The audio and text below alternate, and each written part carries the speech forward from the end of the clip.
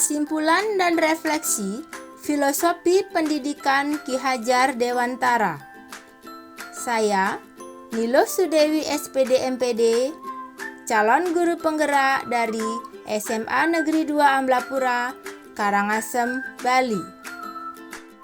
Selama ini, sebelum saya belajar tentang filosofi pendidikan menurut Ki Hajar Dewantara, saya beranggapan bahwa semua peserta didik itu sama. Peserta didik saya anggap objek dalam pembelajaran, sehingga saya sebagai guru memperlakukan mereka sesuai keinginan saya. Saya menganggap mereka bagaikan kertas putih, dan saya sibuk menulis di atasnya sesuai pemikiran saya.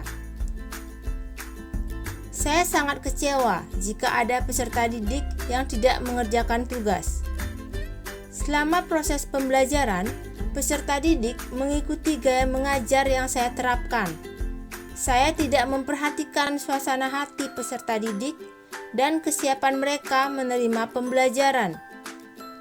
Jika ada peserta didik yang tidak memperhatikan dan mengerjakan tugas dengan baik dan tepat waktu, saya anggap mereka malas tanpa menanyakan alasannya. Proses pembelajaran yang saya lakukan selama ini lebih berfokus pada aspek pengetahuan sesuai dengan tuntutan kompetensi dasar. Saya menganggap peserta didik dengan nilai ulangan harian dan kuis yang tinggi adalah peserta didik yang pintar dan rajin. Saya melupakan bahwa pembelajaran yang bermakna akan menjadi bekal hidup mereka di masa depan. Peserta didik sibuk mengejar nilai pengetahuan saja tanpa mengetahui manfaat mengapa mempelajari ilmu itu. Saya melupakan bahwa setiap anak terlahir dengan kodratnya masing-masing.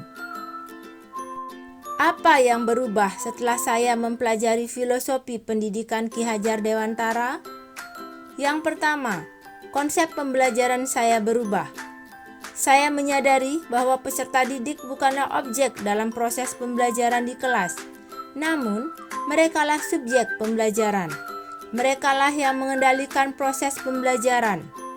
Menurut Ki Hajar Dewantara, pendidikan merupakan tuntunan di dalam hidup tumbuhnya anak-anak. Artinya, pendidikan menuntun segala kekuatan kodrat yang ada pada anak-anak itu agar mereka sebagai manusia dan sebagai anggota masyarakat tidak hanya mendapat kecerdasan yang lebih tinggi dan luas, tetapi juga menjauhkan dari perbuatan jahat. Peserta didik adalah kertas yang samar-samar berisi coretan-coretan. Kita sebagai pendidik hanya menebalkan coretan samar tersebut agar menjadi bermakna. Jadi, dalam proses pembelajaran, saya akan menerapkan sistem AMONG agar bisa menuntun peserta didik mencapai tujuan sesuai kodratnya. AMONG memiliki pengertian menjaga, membina, dan mendidik anak dengan kasih sayang. Yang kedua, menerapkan merdeka belajar. Merdeka belajar bermakna memberikan kesempatan belajar secara bebas dan nyaman kepada peserta didik untuk belajar dengan tenang, santai, dan gembira tanpa stres dan tekanan dengan memperhatikan bakat alami yang mereka punya. Dengan demikian, masing-masing mereka tumbuh dan berkembang sesuai potensi dan kemampuannya. Melalui Merdeka Belajar, Ki Hajar Dewantara mengajarkan semangat dan cara mendidik anak Indonesia untuk menjadi manusia yang merdeka batinnya, merdeka pikirannya, dan merdeka raga atau tenaganya. Semangat Merdeka Belajar akan menciptakan ekosistem pendidikan nasional yang lebih sehat dan menghadirkan iklim inovasi sehingga mampu menghasilkan sumber daya manusia yang unggul dan berkarakter. Yang ketiga, menerapkan pembelajaran dengan pendekatan kearifan lokal atau budaya lokal. Manfaat pembelajaran dengan pendekatan kearifan lokal diantaranya dapat melahirkan generasi-generasi yang kompeten dan bermartabat, merefleksikan nilai-nilai budaya, berperan serta dalam membentuk karakter bangsa, berkontribusi menciptakan identitas bangsa, dan dapat melestarikan budaya bangsa. Pembelajaran yang terintegrasi kearifan lokal akan menghantarkan peserta didik menjadi manusia yang berkarakter. Salah satu contoh budaya lokal misalnya pembelajaran terintegrasi Tripremana yang memfasilitasi siswa belajar sambil berlatih berpikir, berbuat dan berbicara tentang kompetensi yang dipelajarinya dengan tetap pada ranah yang baik dan benar sesuai ajaran agamanya. Contoh lainnya, integrasi konsep Trihita Karana.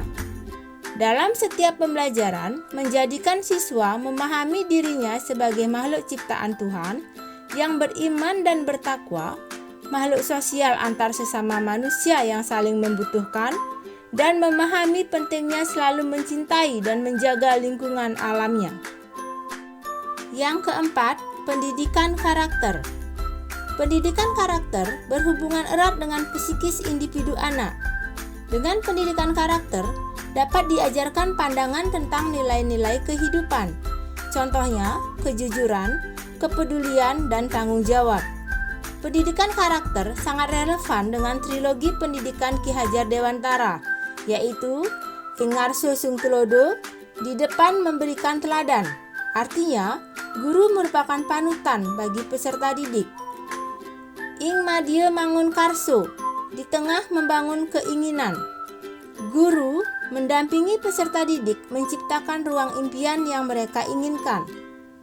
Tuturi Handayani, dari belakang memberikan dorongan.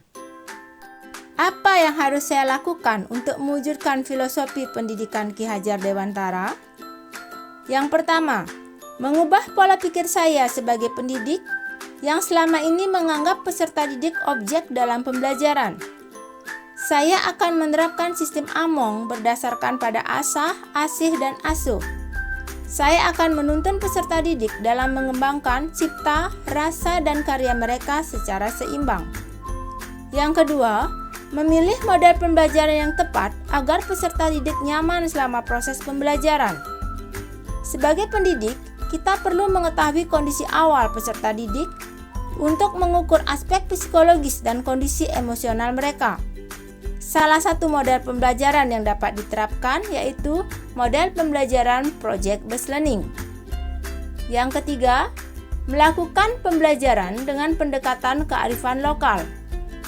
Pembelajaran dengan pendekatan kearifan lokal akan melahirkan generasi-generasi yang kompeten dan bermartabat sehingga mampu merefleksikan nilai-nilai budaya dalam membentuk karakter bangsa. Dengan mengintegrasikan budaya lokal dalam pemberian contoh selama proses pembelajaran, akan menjadikan proses pembelajaran itu bermakna dan konseptual. Salah satu contoh budaya lokal yang dikaitkan dengan materi kimia misalnya mecaru. Mecaru dilakukan oleh umat Hindu di Bali untuk menjaga keharmonisan antara keseimbangan antara Buana Alit dan Buana Agung. Melalui upacara mecaru, kekuatan negatif dapat dinetralisir sehingga menimbulkan suasana baik, tentram, dan damai. Upacara mecaru relevan dengan prinsip Le Chatelier, yaitu jika pada sistem keseimbangan diadakan suatu aksi, maka sistem akan melakukan reaksi untuk mengurangi pengaruh aksi tadi dengan menggeser letak kesetimbangan. Dengan menerapkan perubahan-perubahan di atas, saya yakin pola pendidikan kita akan melahirkan profil pelajar Pancasila, yaitu beriman, bertakwa kepada Tuhan Yang Maha Esa, berakhlak mulia, mandiri, bernalar kritis, berkebinekaan global, bergotong royong, dan kreatif. Guru penggerak, merdeka belajar, salam dan bahagia.